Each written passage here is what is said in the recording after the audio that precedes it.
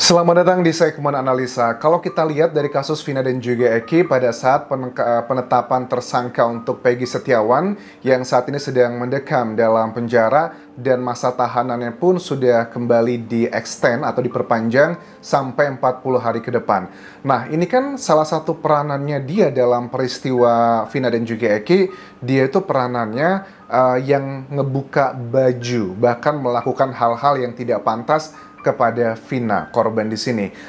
Untuk menentukan seseorang sebagai tersangka kan tidak cuma butuh satu alat bukti ya, tapi juga minimal ada dua alat bukti atau beberapa petunjuk yang berkesesuaian satu sama lainnya. Kalau seandainya Peggy Setiawan adalah bagian dari para pelaku di malam hari itu, ada nggak sidik jarinya? Kenapa harus penting sidik jari? Kan Peggy dikatakan dia ngebuka baju, terus melakukan A, B, C, dan D.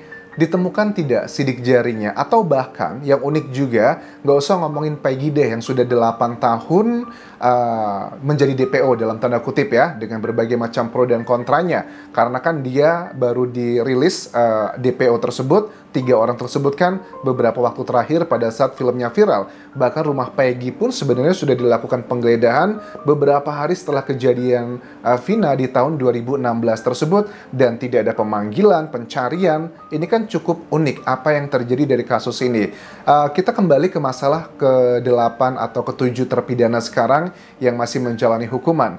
Ada nggak dari ke-7 terpidana tersebut yang ada jejak sidik jarinya di bajunya Vina, di bajunya Eki? Ada nggak? Kalau memang ada dan itu linier, itu satu hal yang nggak bisa dibantahkan. Tetapi kalau ternyata tidak ada di situ, ini kan menjadi satu petunjuk bahwa kita nggak boleh nih langsung percaya aja dengan keterangan saksi doang. Karena kalau aku cek jejak digital teman-teman, dari Ibtu Rudiana ya, Ibtu Rudiana itu ada beberapa background yang aku coba point out di sini.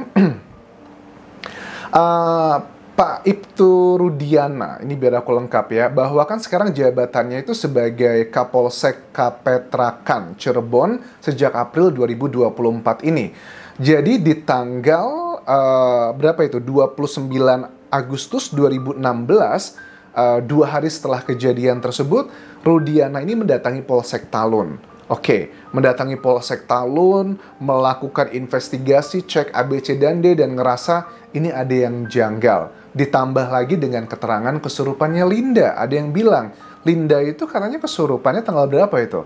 Kayaknya sih dekat-dekat tanggal ini juga ya. Kayaknya sebelum dari Pak Rudiana, mungkin setelah atau sebelum. Karena di tanggal 31 Agustus 2016, Rudiana itu kan langsung mengitari area yang dugaannya dilewati oleh putranya, Eki dan juga Vina di malam hari itu. Kemudian pada saat dia muterin area tersebut, TKP, dia bertemulah dengan Aep. Dan Aep ditanya, ditunjukin nih fotonya.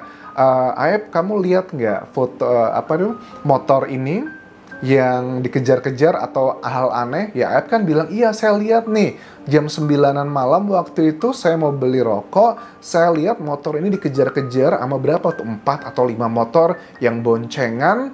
Terus dikatakan saya lihat wajahnya kayak apa aja, saya lihat juga nomor polisi dan sebagainya.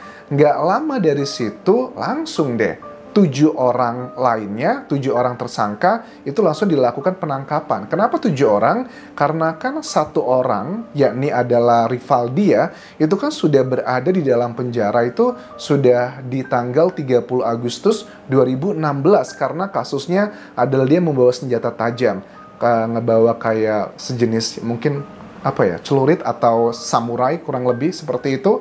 Nah, jadi yang uniknya adalah di tanggal 31 Agustus 2016 itu ada beberapa proses percepatan yang luar biasa. Mendapatkan telepon dari Aep, dikatakan saya udah lihat nih orang-orangnya di mana aja, langsung ditangkap, langsung membuat laporan juga, langsung semuanya jadi hari itu juga. Hebat banget kan ya? Karena untuk menetapkan seseorang sebagai tersangka, itu dibutuhkan 2 alat bukti yang kuat. Ada 5 jenis alat bukti, keterangan saksi, keterangan ahli, keterangan terdakwa, petunjuk, dan juga surat. Lantas, apa nih kalau menurut analisaku ya, waktu itu kenapa Ibtu Rudiana begitu pede langsung melakukan hal semua ini yang katanya dia hanyalah ngebantu penyidik saat itu? Ya, berarti adalah keterangan Aep dan juga keterangan si Dede tersebut itu udah 2 alat bukti, ditambah lagi mungkin ternyata berkesesuaian. Si Aep bilang katanya ada motor A, B, C, dan D, nomornya polisi dan sebagainya, terus dicocokin sama para tersangka saat itu. Beneran, cocok nih. Ya itu sudah lebih dari 2 alat bukti, makanya langsung ditetapkan sebagai tersangka dan langsung mendapatkan hal-hal yang menurut para kuasa hukum mereka terpidana nggak pantas, katanya dianiaya. Salah satunya adalah Saka Tatal yang begitu vokal menyuarakan untuk keadilan dia.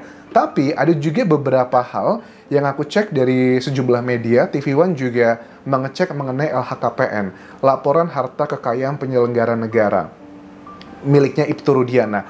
Jujur sih aku kurang begitu percaya ya sama laporan-laporan yang seperti ini di Indonesia, karena kalau laporan yang sifatnya di atas paper tuh di Indonesia kecenderungannya banyak yang biasanya dimanipulasi. Kenapa aku nggak percaya? Karena Pak Ibtu Rudiana ini, ya mohon maaf ya kalau kalian percaya silakan aja. Sebelum menjabat sebagai Kapolsek Kapetrakan Cirebon sejak April 2024 lalu, sebelumnya adalah Kapolsek Kesambi Cirebon September 2022 sampai April 2024. Nah di tahun 2016 beliau ini posisinya adalah sebagai anggota Sat Narkoba Polres Cirebon. LHKPN-nya itu cuman berapa nih? 15 Januari 2024 total hartanya cuma 493 juta rupiah. Yang ini mayoritas dalam berupa bentuk tanah dan bangunan di Cirebon, luasnya 141 meter persegi yang merupakan hasil sendiri. Dan kendaraannya hanya menggunakan Honda Brio yang nilainya mungkin sekitar 90 juta rupiah. Dan uang setara kas ada 3 juta dan tidak ada hutang. Karena kayaknya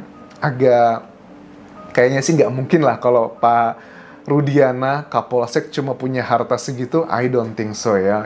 Ya, suzonku sih seperti itu. Tapi kalau memang betul, artinya Pak Ibtu Rudiana adalah seorang polisi yang benar-benar fokus banget dengan tugasnya, tidak mikirin untuk membuat usaha A, B, C, dan D. Karena kita ketahui kan ada banyak sekali ya oknum anggota polisi juga yang punya wirausaha, which is itu adalah hal yang betul.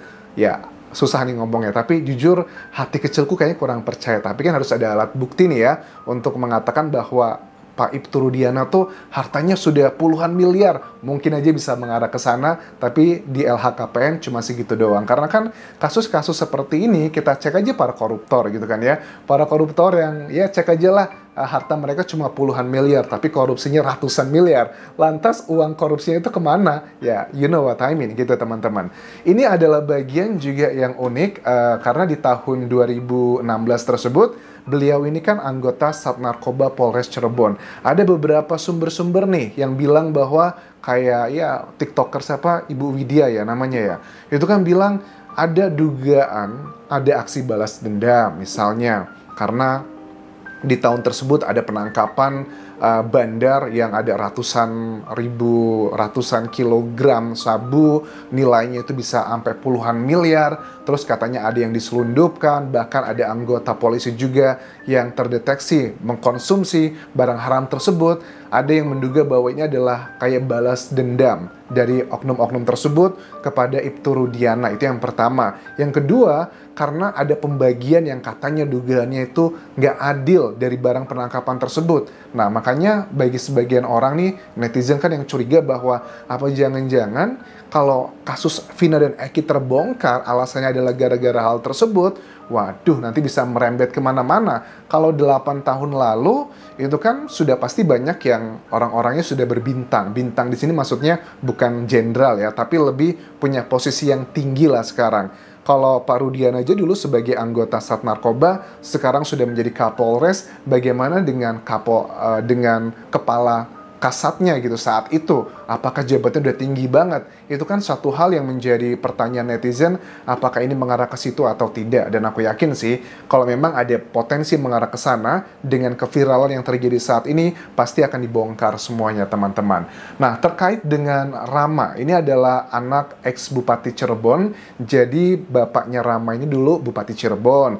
Ibunya juga menjadi wakil Bupati Cirebon juga. Tapi kalau di tahun 2016 tersebut, yang menjadi Bupati itu adalah bapaknya ya. Nah, dia memang aku akui kalau untuk Rama, kemungkinan kecil dia ini terlibat dalam peristiwa ini. Karena usianya dia pada saat kejadian kan, berarti dia masih SD dong, masih muda banget. Apakah mungkin dia ikut seperti itu? Kayaknya agak kecil kemungkinan. Terkait dengan video viral dia yang mengendarai sepeda motor, padahal di wawancaranya Kang Deddy dia bilang tidak bisa mengendarai motor. Oh, ternyata dia bilang alasannya karena saya itu mendapatkan endorse kacamata, motornya dikirim, saya coba dulu latihan, itu hanya demi kepentingan video, dan itu dibuatnya setelah wawancara tersebut.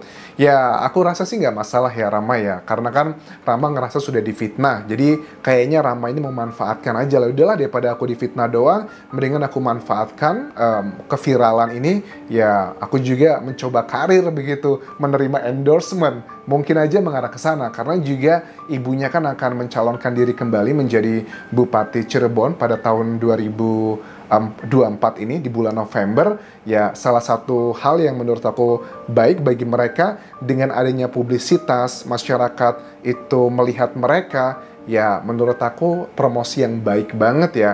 Terlepas kalau nanti pada saatnya di bulan November kasus ini sudah terbuka secara terang benderang, mereka bukan pelakunya, nah masyarakat Cirebon tuh paling nggak tahulah siapa calon bupati yang akan terpilih. Tapi kan antara elektabilitas dan juga popularitas adalah dua hal yang berbeda. Populer belum tentu dipilih, elektabilitas sudah pasti populer. Paling nggak dengan adanya kasus ini populer dulu lah, mau dipilih atau enggak itu nanti strategi berikutnya. Itu yang bisa aku update terkait dengan banyak drama-drama kasus Vina dan juga Eki di sosial media. Terima kasih sudah menonton, sampai ketemu lagi di video berikutnya. Bye.